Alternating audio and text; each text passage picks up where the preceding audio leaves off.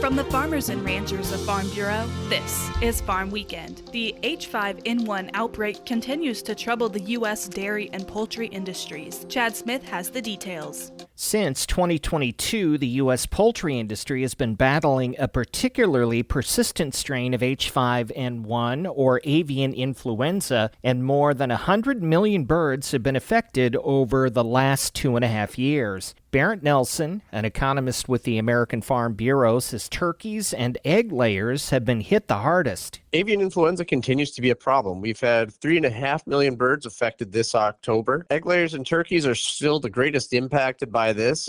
Broiler flocks tend to benefit from being tucked away a little bit from the central and Pacific flyways. We've had 73 million egg layers affected by this overall, and this has resulted in some volatility in egg prices. If we look at turkeys, we've had over 14 million turkeys affected by the virus. So production for turkeys is down about 6% from last year.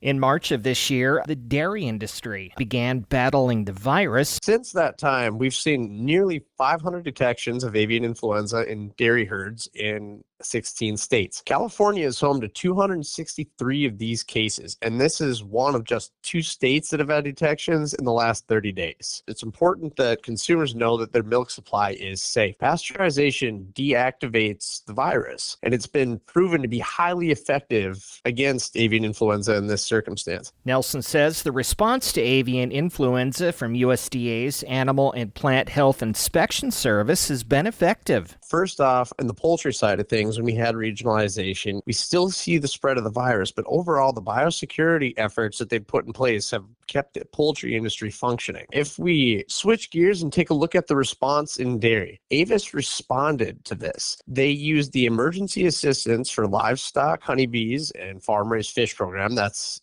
ELAP, as a medium to deliver indemnities to dairy farmers. So far, this program has made over 100 payments totaling $18 million to help offset these losses. More information on H5N1 and the response is available at fb.org/market intel. Chad Smith, Washington.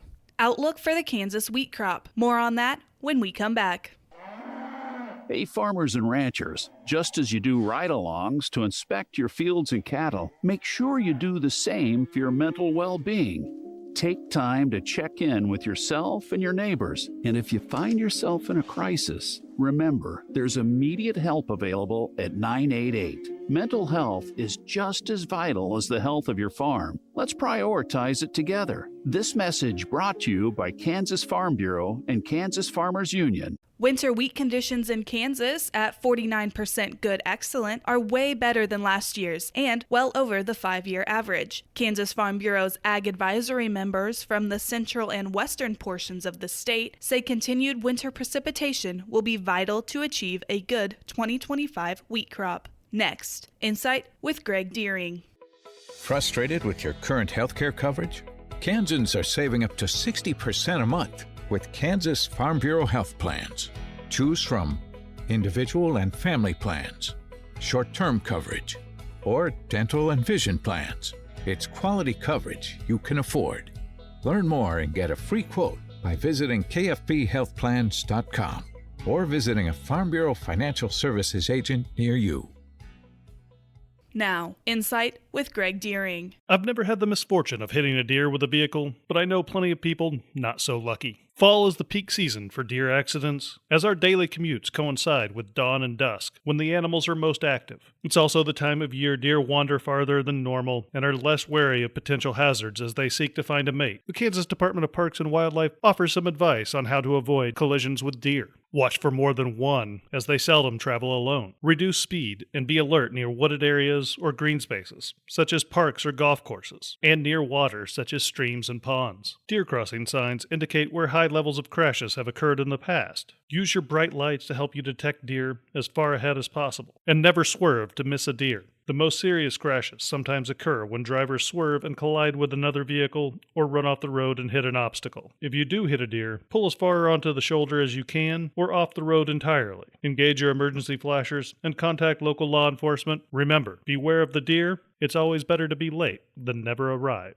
Join us next weekend for another edition of Farm Weekend from Kansas Farm Bureau, the voice of agriculture.